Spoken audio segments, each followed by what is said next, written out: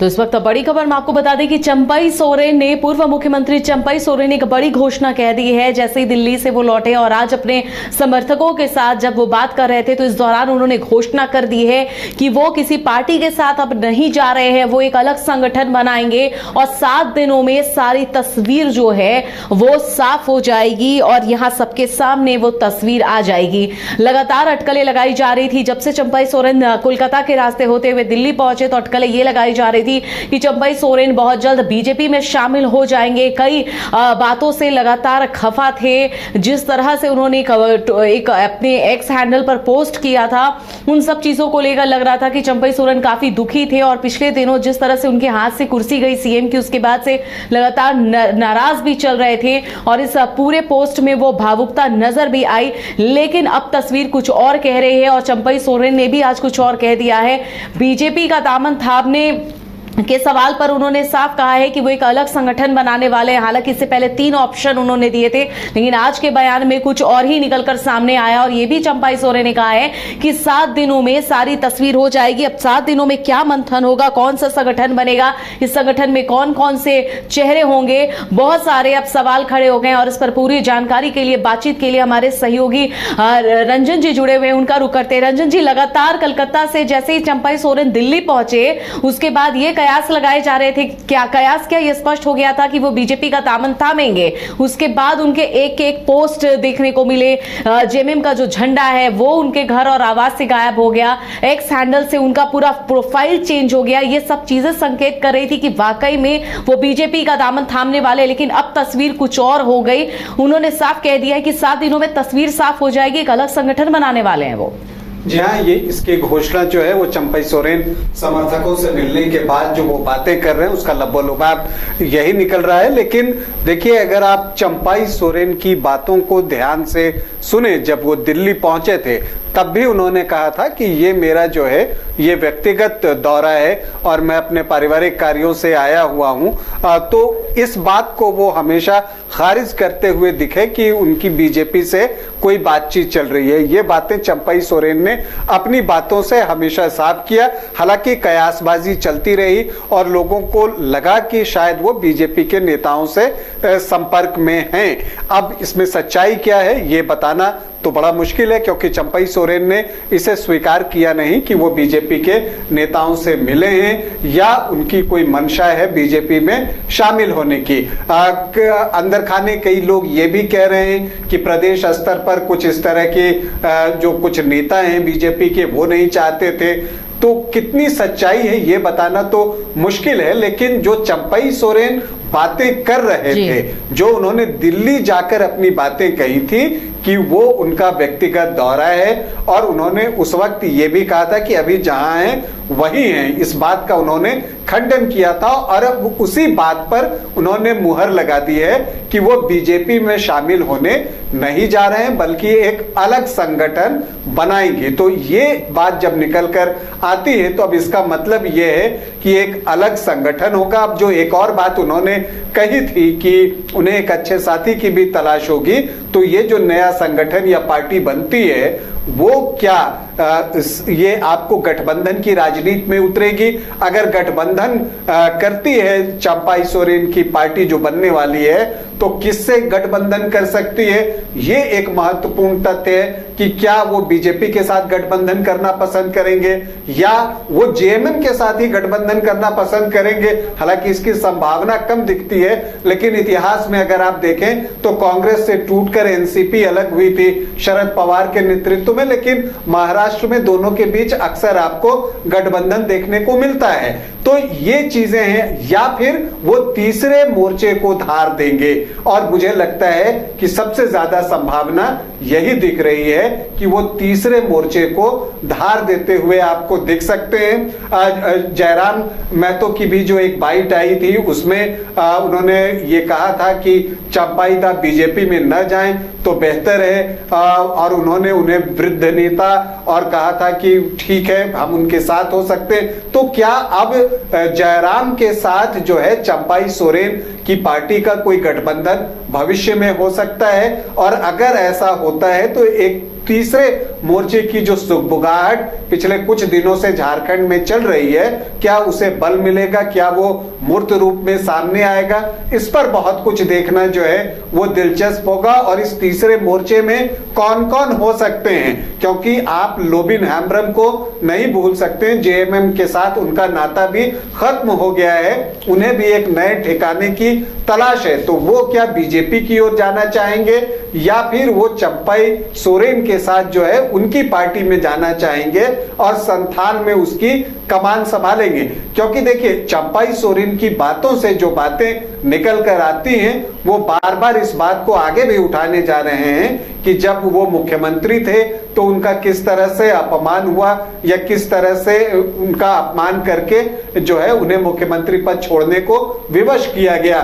तो ये व्यथा जो है वो लोगों तक पहुंचाने की कोशिश करेंगे। उनका जो मुख्य बातें जो होंगी चुनाव में वो इसी के इर्द गिर्द होंगी और वहां पर वो आदिवासी सम्मान और बाकी चीजों की बात करेंगे। तो अब देखना है कि जयराम की पार्टी हो गई, चंपाई सोरेन जो पार्टी बनाते हैं वो पार्टी हो गई, इसके अलावा सूर्य सिंह बेसरा हैं और आप इससे आगे बढ़ें, हालांकि बात वहां तक पहुंचेगी या नहीं पहुंचेगी अभी पता नहीं, लेकिन अगर इसमें असदुद्दीन ओवैसी की जो AIMIM पार्टी है अगर वो तीसरे मोर्चे के साथ यहां पर अपना गठजोड़ करती है, मतलब कि जयराम महतो, ओवैसी की पार्टी और चंपाई सोरेन की पार्टी जिसमें चंपाई सोरेन और लोबिन हेम्ब्रम दोनों हो, तो वो एक तीसरे मोर्चे की शक्ल ले सकता है।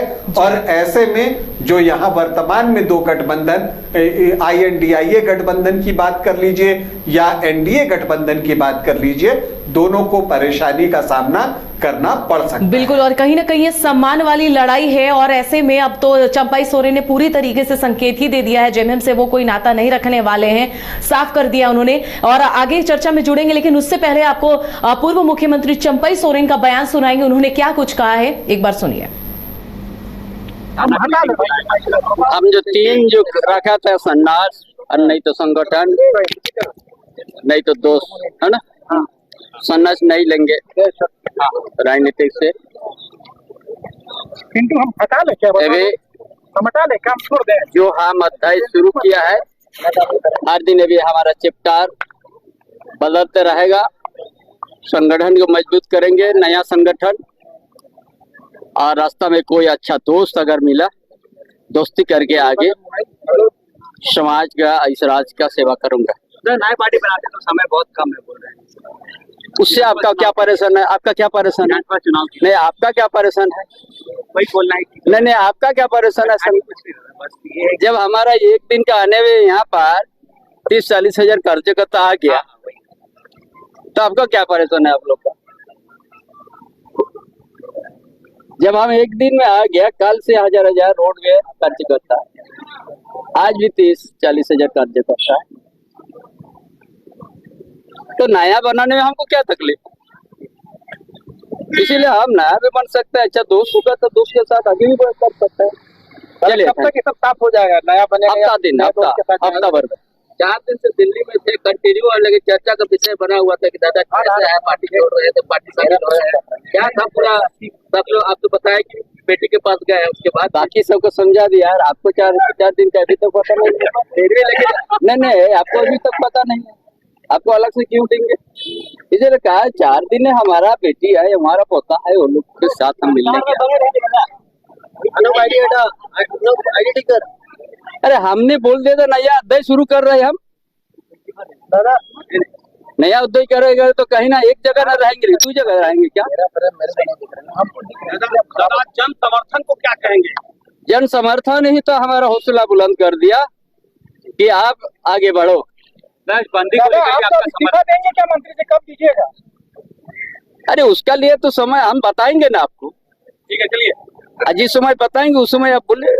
हम जो तीन जो तो सुना आपने, चंपाई सोरेन ने साफ कहा, हालांकि वो दो बातें अभी भी कहते नजर आ रहे हैं। उन्होंने ये तो आज कह दिया है मीडिया के सामने बातचीत करने के दौरान कि वो नया संगठन बनाएंगे, लेकिन अब भी अगर कोई दोस्त मिल जाता है तो उनका हाथ थामने में वो पीछे नहीं रहेंगे। यानी कि कुल मिलाकर अब भी जो दो संभावनाएं हैं उनमें से किसी एक को लेकर वो क्लियर नहीं है, लेकिन उन्होंने मीडिया के सामने अपनी बात रख दी है। और सीधा रुक करेंगे एक बार फिर से रंजन जी का। रंजन जी, अब भी चंपाई सोरेन यही बात कहते नजर आ रहे हैं। हालांकि उन्होंने ये जरूर कह दिया है कि अलग संगठन बनाएंगे, उस संगठन को बेहद मजबूत करने का काम करेंगे, लेकिन उन्होंने दूसरी बात यह भी कही है कि अगर कोई दोस्त मिल जाता है तो साथ भी नहीं छोड़ेंगे। क्या मायने निकाला जाए इसका? देखिए अमिता, अगर यहाँ मैं उनकी बातों का अर्थ निकालने का प्रयास करूं तो जितना मैं समझ पा रहा हूं वो एक अलग संगठन बनाएंगे, ये बिल्कुल साफ है। और जब वो कहते हैं कि एक साथी या दोस्त की बात करते हैं तो वो गठबंधन की बात करते हुए दिखाई देते हैं कि जो वो दल बनाएंगे वो किसी दल के साथ गठबंधन करने के लिए तैयार रहेगा।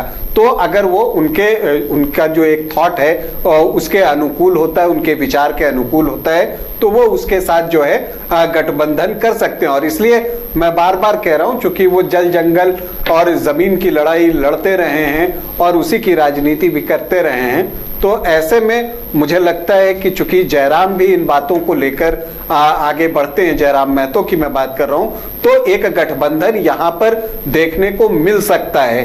ये चीजें जो है हम भविष्य में आगे देख सकते हैं। देखिए चंपाई सोरेन के ऊपर देखिए जो उनके समर्थक थे, और जब उनसे उन्होंने बातचीत की और जितनी बड़ी संख्या में लोग वहां पहुंचे थे तो उससे वो उत्साहित हुए हैं और उन्हें लगा कि हाँ ठीक है, हमें एक नया संगठन बनाना चाहिए। लेकिन हमने ये भी देखा कि कई समर्थक ऐसे भी हैं उनके जो वो ये चाहते हैं कि वो बीजेपी के साथ न जाएं।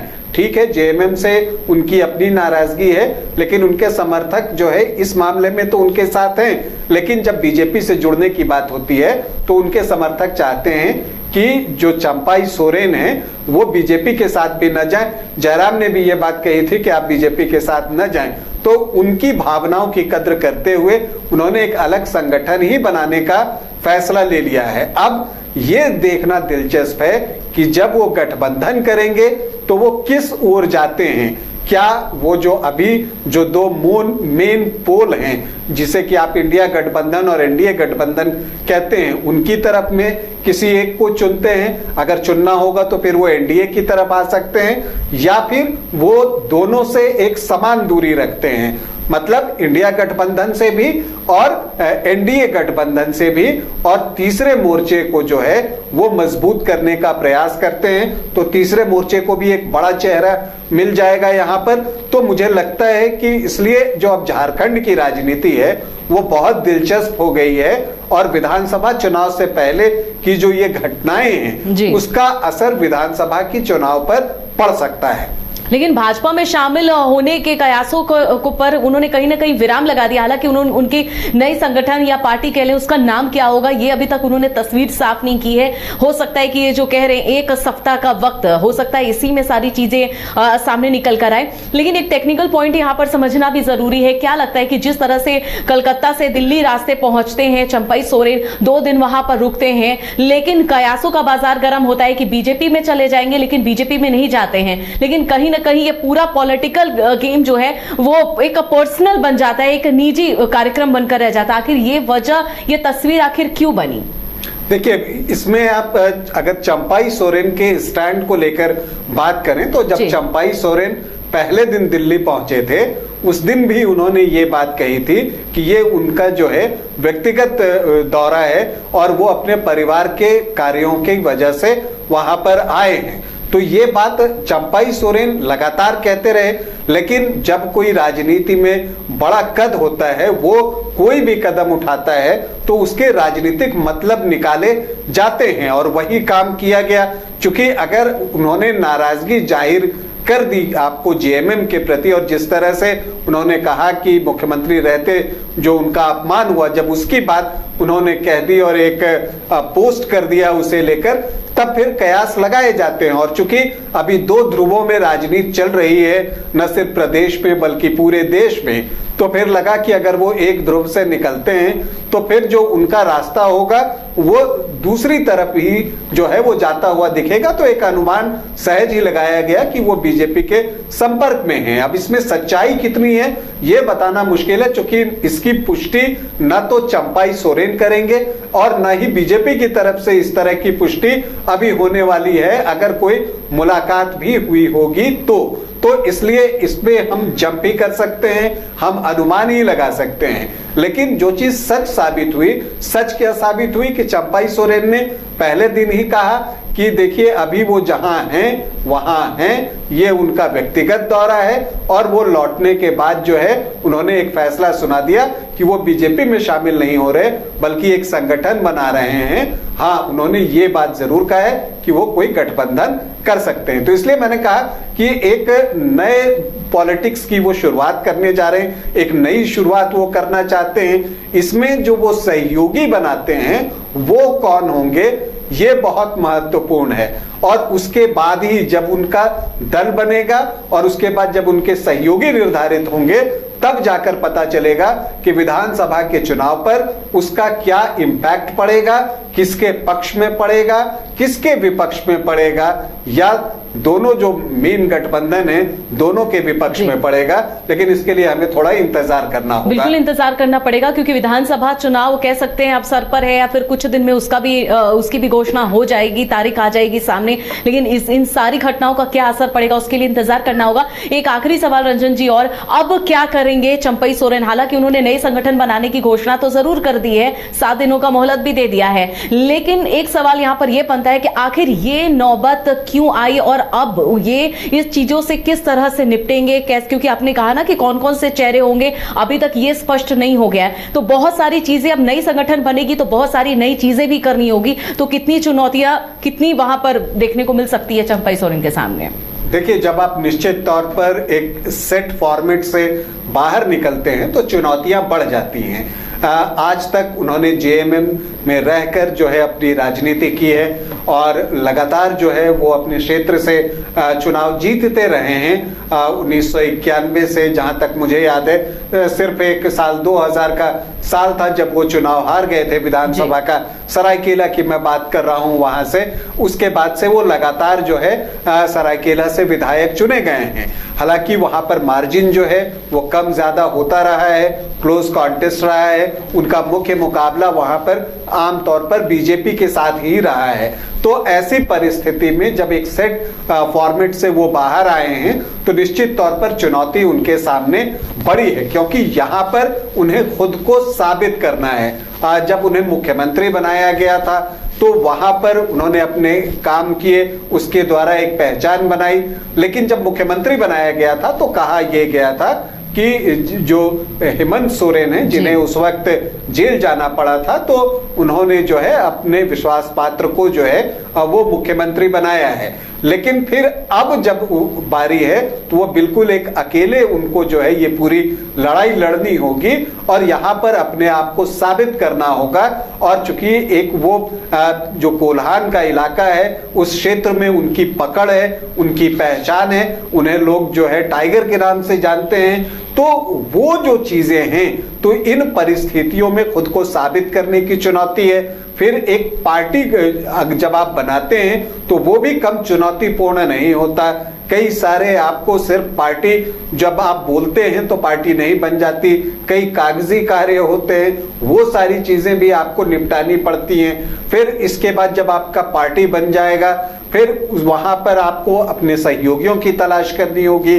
तो किस तरह से आप सहयोगियों की तलाश करते हैं, कौन कौन लोग आकर आपसे जुड़ते हैं? अभी तक जो सीन आपको दिख रहा है, आपने देखा कि जो कोल्हान के विधायक हैं जेएमएम के, उन्होंने जो है कल आकर मुख्यमंत्री से यहाँ पर हेमंत सोरेन से मुलाकात की। तो ऐसी परिस्थिति में दिखता है कि अभी तो चंपाई सोरेन अकेले हैं, लेकिन क्या वो वास्तव में अकेले हैं या उनके साथ कुछ सहयोगी हैं? तो ये सारी चीजें आपको दिखेंगी। समर्थक उनके उत्साहित दिख रहे हैं और ये बातें जो है चंपाई सोरेन ने अभी जो बाइट चली थी आपने जो सुनी उसमें वो इससे उत्साहित दिखे और उन्होंने कहा कि ये समर्थन देखकर ही तो विचार आया कि संगठन बनाएं।